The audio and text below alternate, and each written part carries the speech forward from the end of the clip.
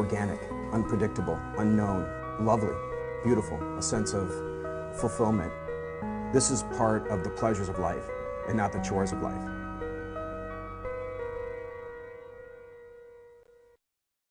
Just ahead on this Thursday morning live edition of Daily Iowan TV, find out which Iowa alums are sharing their stories to UI students as part of a week-long series. And cleaning crisis, a new study might scare you into sweeping up around the house.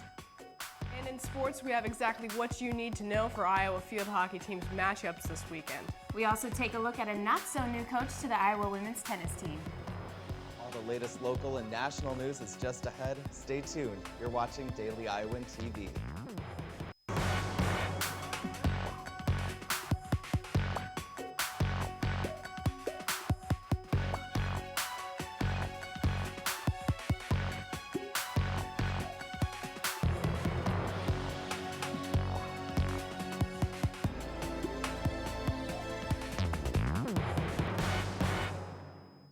Good morning. Thanks for tuning into this live Thursday edition of Daily Iowan TV. I'm Keaton Fuller. There's been a buzz all around Iowa City this week, and it has to do with the university hoping to inspire students and community members to appreciate the campus and talk about their memories here at Iowa. Daily Iowan TV reporter Noah Gowdy has the story. The University of Iowa has been celebrating some major milestones this past year, and a way for them to show it off has been during this week with an event called the Week of Inspiration. The event has had open houses of some of the most impressive buildings on campus for the entire community to attend. Buildings such as Hansher Auditorium, Kinnick Stadium, and much more have been on display during this week. One of the biggest parts of the Week of Inspiration is an event called My Iowa Story. It allows alumni to come and tell their story of their most memorable moments that they had here at the university and the lessons that it taught them. The My Iowa Story events are being held every day throughout the campus with different storytellers featured at each event. Some recognizable names that told their stories are Nate Kading, a University of Iowa alumni football player, and Oke Uka, a recent graduate who was a basketball player here at the university. We have people who are now taking the experiences they've had and having that make a difference in terms of their lives. And that, I think, is one of the major positives that we can take from some of the My Storytelling ideas that are coming out of these events that we're having. The week is set to conclude this Friday at Hansher Auditorium with leadership presenting President Bruce Harold with the UI medallion officially welcoming him to the university. Reporting from University of Iowa Week of Inspiration, Noah Gowdy, Daily Iowan TV. Students may call them party poopers, but the Iowa City Police Department will be on party patrol throughout the year. UI officials say the goal is to ensure partying is safe and sensible for neighbors and partygoers alike. The ICPD Party Patrol wants to keep students safe, neighbors happy, and the streets clean to create an overall better environment for everyone here in Iowa City. Police may be on the lookout for the control of parties, but Iowa City residents should be on the lookout for more construction limits. If weather permits today, we'll see eastbound traffic on Iowa Avenue closed to traffic from Van Buren Street all the way to Johnson Street. This work will be to repair the water service line in the area. But this Friday the 16th, the normal traffic flow will continue. Please be extra cautious because of these delays. In the coming days, we'll see even more closures, but we will fill you in on all construction updates throughout the week. You can also visit the link below for more info on construction taking place across Iowa City. Many Iowa voters are rallying around Donald Trump, placing him above Hillary Clinton in Iowa. Republican registered voters are leading Democrats by nearly 19,000 voters. A state court decided in June to uphold a ban on giving more than 20,000 ex-felons the right to vote. Climate groups have responded by recruiting college students to vote for Clinton. Democrats will benefit if the students do indeed come to the ballots. The race is heating up in Iowa, and we'll have something to watch as Iowa offers same-day voting registration, meaning projections may not be fully accurate until Election Day. Stick with Daily Iowan TV throughout the election season for more. We've certainly seen great weather this week, and I've enjoyed nice dry walks to class. Weather expert Noah Gowdy is standing by in our studio to give us the update on the forecast. Noah, will this great weather keep up? Thanks, Keaton. Now, I know we've had some great weather recently, but we are looking at a possibility of some rain heading our way. And then after that, we are off to another beautiful weekend here in Iowa City. Now let's get to today's forecast. This morning, we are feeling some chilly temperatures, but by the afternoon, we should see temperatures in the mid-70s with mostly cloudy skies. This evening, temperatures should be in the lower 70s, and we're looking at a possibility of some rain heading our way with a 40% chance of scattered thunderstorms throughout the night. Looking ahead to tomorrow morning, the rain is going to continue with a 50% chance of thunderstorms and temperatures in the upper 60s. Now let's look ahead to our 6-day forecast. Friday, you might want to keep an umbrella on hand as we're looking at a 60% chance of scattered thunderstorms throughout the entire day. This weekend, though, we see clear skies and beautiful temperatures in our forecast. Saturday is looking like it'll be a good one for Hawkeye football with temperatures reaching a high of 78 degrees. Sunday, those temperatures should stay about the same with highs in the upper 70s. As we move into next Monday and Tuesday, the temperatures are going to break back up into the lower 80s with clear skies. That's all for the weather today. Keaton, back to you at the desk. Are you doing a good job of cleaning your home? A recent study published by researchers at George Washington University might encourage you to do a little more cleaning around the house. The study says that 45 toxic chemicals are often found in dust in homes across the U.S. Nearly 10 of these chemicals can be found in 90% of homes all around the country. The study shows chemicals were found in dust collections from common household objects, including flooring, cosmetics, furniture, and even dry-cleaned clothes. Researchers suggest putting household plants in your home to decrease the amount of chemicals, as well as switching from the traditional feather duster to an approved vacuum cleaner. One Iowa City couple won't have to deal with any more dust in their home just yet. The Iowa City Board of Adjustment delayed its decision as to whether or not a couple should be allowed to build a 75,000 square foot home that looks like Kinnick Stadium. Complaints from neighbors have called for controversy surrounding the house. This weekend is another big one for a few different Iowa sports teams. The Hawkeye football team will be playing at home for the third week in a row, but they aren't the only teams at home in action. Aaron Erickson, Taylor Van Fleet are over in the sports studio. Ladies, what else is going on this weekend in Hawkeye sports? Well, Keaton, football, volleyball, soccer, and field hockey are all competing at home this weekend. But only soccer and field hockey are taking on Big Ten opponents. Well, the Iowa field hockey team is now 5-1 as they are back in action at their home field this weekend, starting Big Ten play. They open up this weekend on Friday against Penn State, who sits at the top of the rankings right now. John Leo has more for us from Grant Field.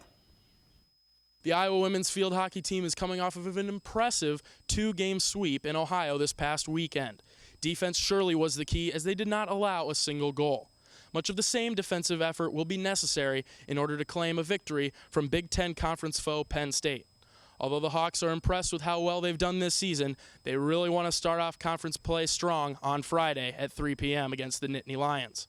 Some of the players talked about how happy they are with the progressing season, but know that the defensive effort will need to be there in order to beat the Nittany Lions. Penn State's outstanding. They're undefeated. They're ranked 4th in the country. Tons of team speed, so we really have to work on our ability to tackle and stay in the play and our transition to defense so then we can generate some attack as well. Defense is such a crucial part of the game, and Penn State with a lot of really strong high-power forwards, we're going to have to keep stingy defense, and just be really confident in the product that we put out last week and also just being able to defend really well. Penn State's always super competitive. Just opening up Big Ten play is really exciting for us. We approach every game the same no matter who the opponent is, so just really looking forward to getting better this week at practice and preparing to play them and Ball State on Sunday. From Grant Field in Iowa City, this has been John Leo, Daily Iowan TV Sports.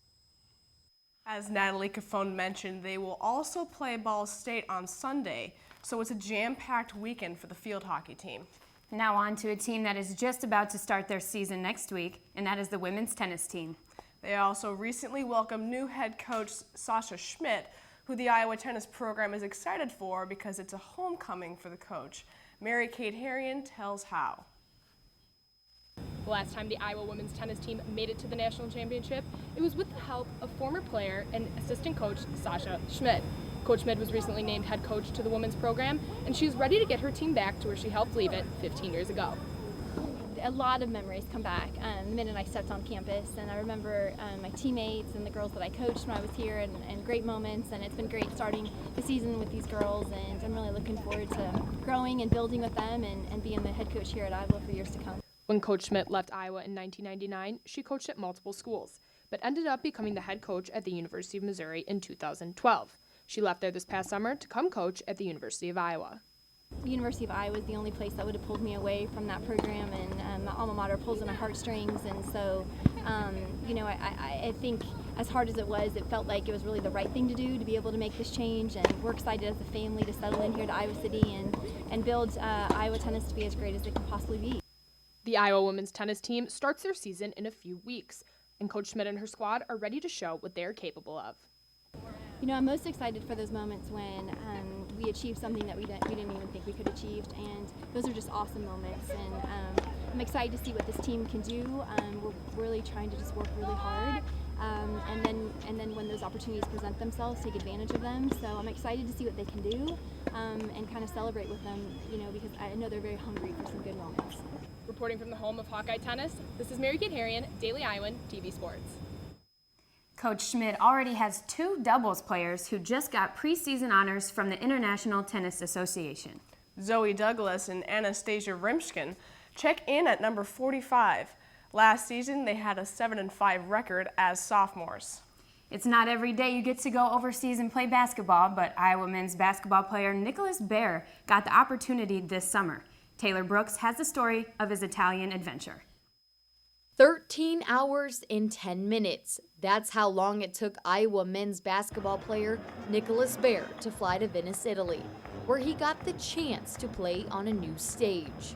The team I was on was USA East Coast All-Stars. It's an all-star team that gets to travel over to Italy, and usually it's we try to get one guy from the Iowa basketball program to go every summer. His teammates consisted of players from all around the United States who showed different styles of play than what Fran McCaffrey preaches. Just a collection of guys from Notre Dame, Seton Hall, West Virginia, and then some other D2 schools as well.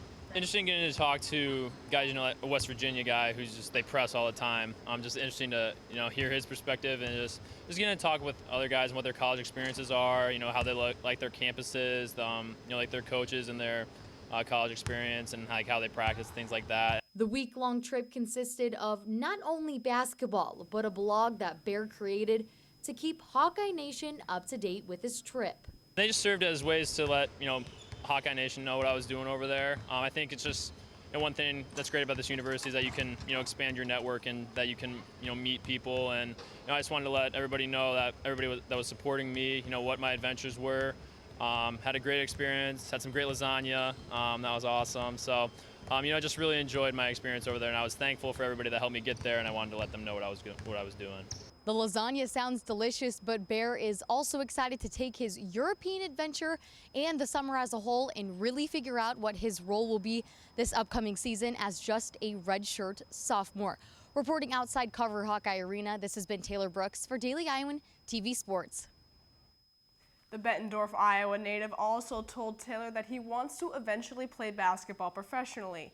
So playing in Europe also served in that purpose if he ends up playing somewhere overseas at some point. Iowa men's basketball has their media day coming up October 5th, and the women's media day will take place on October 26th. Big Ten media days as a whole are actually in Washington, D.C. this year, so a lot of coverage will mostly be from Iowa City. Keaton, back to you at the desk. I scream, you scream, we all scream for frozen yogurt. Luckily today, Iowa City residents can fulfill their tasty treat urges at local frozen yogurt shop, Yotopia. Yotopia celebrates its 5th year anniversary this afternoon from 2 to 5 p.m. at their location on 132 South Clinton Street. The birthday party will include free samples, games, balloon animals, and juggling, among other things. I know I sure do love some frozen yogurt, so I might have to stop by later this afternoon. But that is a wrap for this live Thursday morning edition of Daily Iowan TV. You can visit our website, dailyiowan.com, to catch up on everything that is taking place in the news world. And be sure to check out tomorrow's show, where we'll get a look into a growing tradition on the UI campus at 8:30 a.m. on dailyiowan.com. For Daily Iowan TV, I'm Keaton Fuller. Thanks for watching, and have a great day.